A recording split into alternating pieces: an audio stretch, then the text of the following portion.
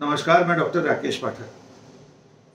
प्रधानमंत्री नरेंद्र मोदी ने राजस्थान में एक आम सभा में कहा कि आज एक बार फिर क्विट इंडिया मूवमेंट की जरूरत है, यानी भारत छोड़ो आंदोलन।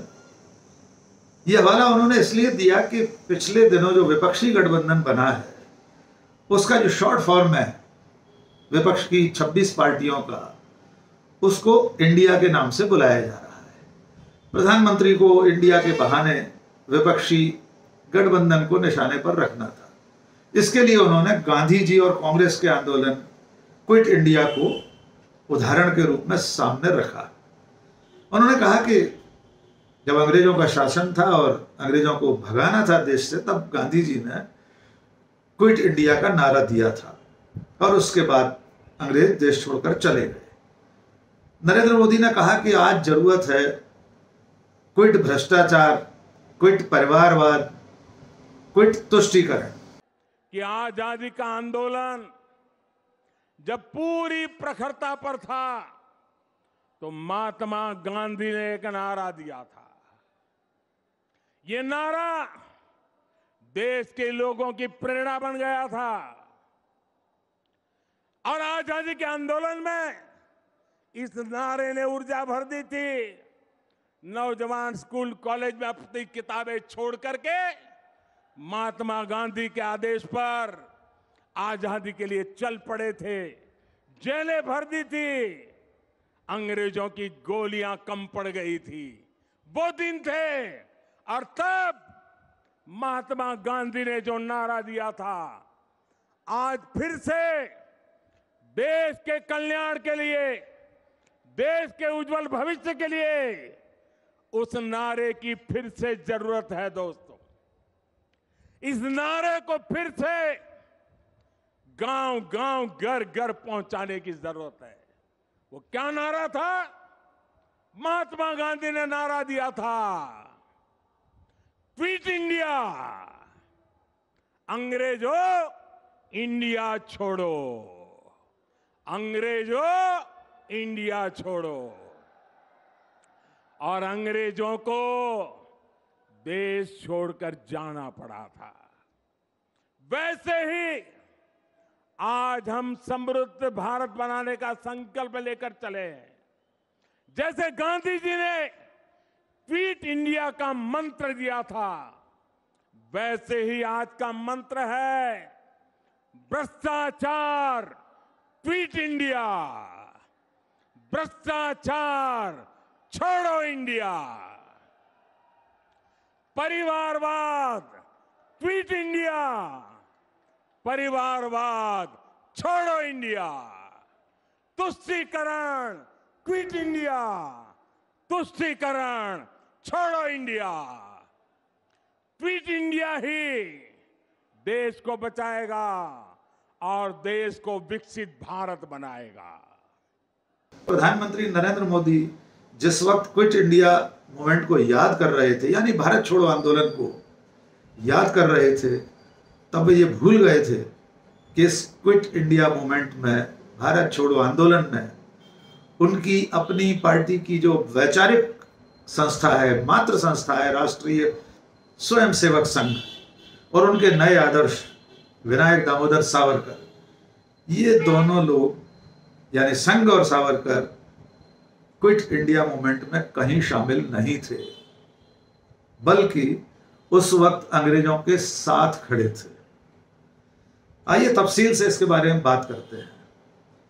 मोदी जी ने परिवारवाद और तुष्टीकरण पर भी निशाना साधा है, इस पर फिर कभी बात करेंगे। आज के लिए सिर्फ इतना ही कि मोदी जी के अपने मंत्रिमंडल में उनकी जहां सरकारें हैं भारतीय जनता पार्टी की, उन सरकारों में कितने नेता पुत्र और पुत्रियां शामिल हैं, इसकी बहुत लंबी एक सूची है जो फिर कभी गिनाएंगे, देश के सामने है। आज बात करते हैं क्विट इंडिया की। तो मोदी जी को शायद ये याद नहीं रहा होगा कि जब 1942 में भारत छोड़ो आंदोलन शुरू हुआ तो उसकी मूल आधारशिला कहां रखी गई थी। भारत छोड़ो आंदोलन का जो संकल्प था वो सेवाग्राम वर्धा में कांग्रेस की कार्य समिति की बैठक में 14 जुलाई 1942 को पारित हुआ था और उस दिन वहाँ वर्धा में सेवाग्राम में गांधी जी, पंडित जवाहरलाल नेहरू, मौलाना आज़ाद, खान अब्दुल गफ्फार खान, सरोजिनी नायडू, तमाम सारे उस वक्त के जितने बड़े बड़े सेनानी थे स्वतंत्रता आंदोलन के, वे सब शामिल थे। वहां इसका संकल्प पारित हुआ और उसके बाद 8 और 9 अगस्त 1942 को मुंबई में ग्वालियर टैंक में इसको घोषित किया गया। 8 अगस्त को जो कांग्रेस की सभा थी वहां पर, उसमें इसका ऐलान हो गया। गांधी जी ने बहुत लंबा चौड़ा भाषण दिया। लगातार 2 घंटे गांधी जी उस दिन भारत छोड़ो आंदोलन का आह्वान करते हुए बोले थे, जिसमें उन्होंने करो या मरो, करेंगे या मरेंगे, डू और डाई, ये नारा भी देश को दिया था। तो पहली बात यहां पर नरेंद्र मोदी जी को करेक्ट कर दें कि ये नारा जो था क्विट इंडिया यानी भारत छोड़ो, ये महात्मा गांधी ने नहीं दिया था। ये नारा दिया था यूसुफ मेहर अली ने, जो उस वक्त मुंबई के मेयर थे, कांग्रेस के बड़े कद्दावर नेता थे। ये नारा उनका दिया हुआ था। इसके बाद गांधी जी ने उसका आह्वान किया, आंदोलन शुरू हो गया। अगले दिन 9 अगस्त 1942 को बिरला हाउस से मुंबई के गांधी जी को गिरफ्तार कर लिया गया। सुबह तड़के 4:30-5 बजे मुंबई का अंग्रेज पुलिस कमिश्नर उन्हें गिरफ्तार करने आया और वहां से उन्हें और महादेव भाई देसाई और प्यारेलाल जी, उनके जो सचिव थे, इन सबको गिरफ्तार करके अंग्रेजों की पुलिस आगा खां पैलेस पूना में ले जाकर उन्हें नजरबंद कर दिया गया, कैद कर दिया गया।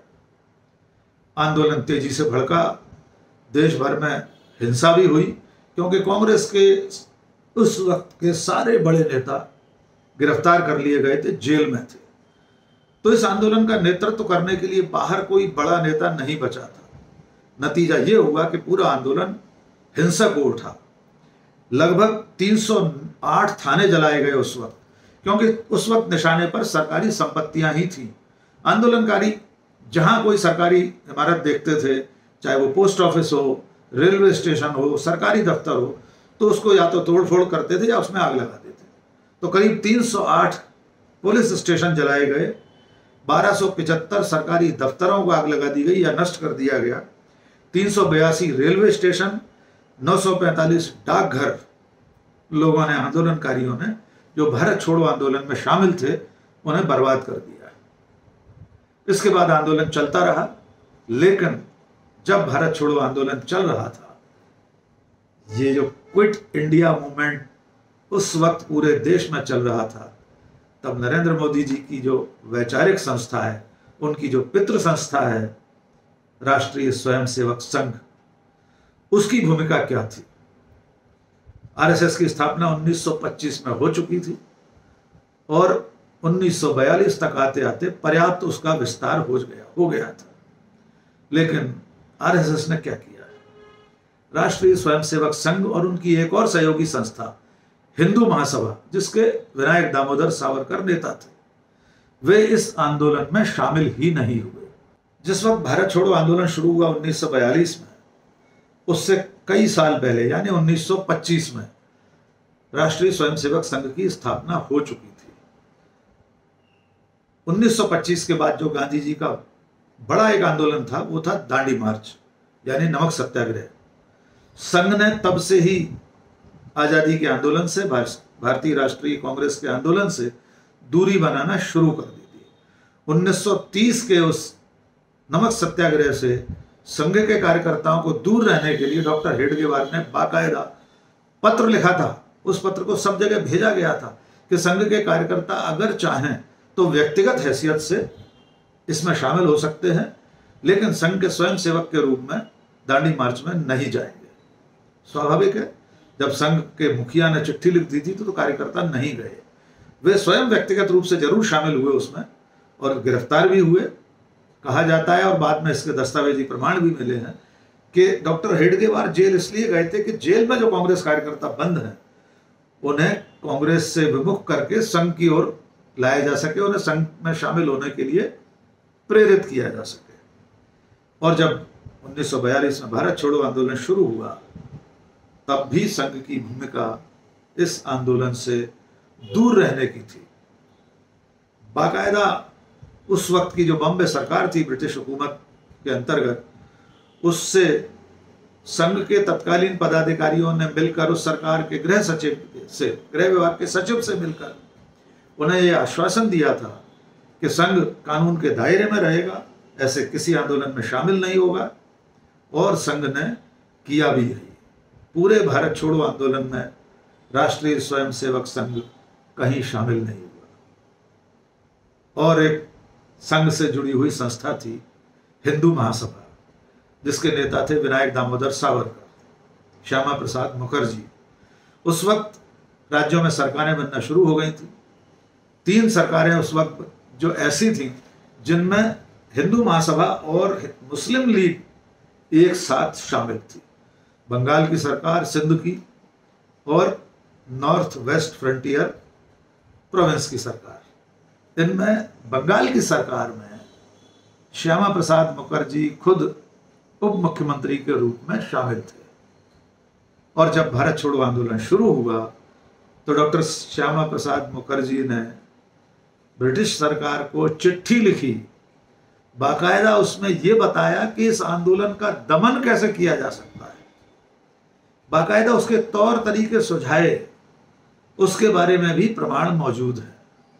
यानी जिस वक्त भारतीय राष्ट्रीय कांग्रेस, महात्मा गांधी, नेहरू, पटेल, मौलाना आजाद, ये सब लोग अंग्रेजों को देश से बाहर निकालने के लिए क्विट इंडिया मूवमेंट चला रहे थे, उस वक्त राष्ट्रीय स्वयंसेवक संघ और हिंदू महासभा, विनायक दामोदर सावरकर, श्यामा प्रसाद मुखर्जी अंग्रेज सरकार के साथ खड़े थे।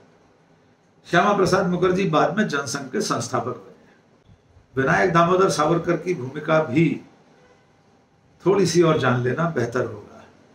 सावरकर उस वक्त हिंदू महासभा के सबसे बड़े नेता थे। भारत छोड़ो आंदोलन जैसे ही शुरू हुआ, वैसे ही अंग्रेज सरकार ने भारतीय राष्ट्रीय कांग्रेस पर प्रतिबंध लगा दिया, यानी उसकी गतिविधियों पर बैन लग गया। तब सावरकर ने क्या किया? उस वक्त सावरकर अपने कानपुर अधिवेशन में, यानी अपनी संस्था के, हिंदू महासभा के कानपुर अधिवेशन में मंच से भाषण देते हुए कहते हैं कि इस वक्त कांग्रेस के ऊपर प्रतिबंध लग गया है, यानी सार्वजनिक जीवन में उसके कामकाज करने का मौका नहीं है। इसलिए हिंदू महासभा को यह मौका है कि वो कानून के दायरे में काम करे और अंग्रेज सरकार को सहयोग करे।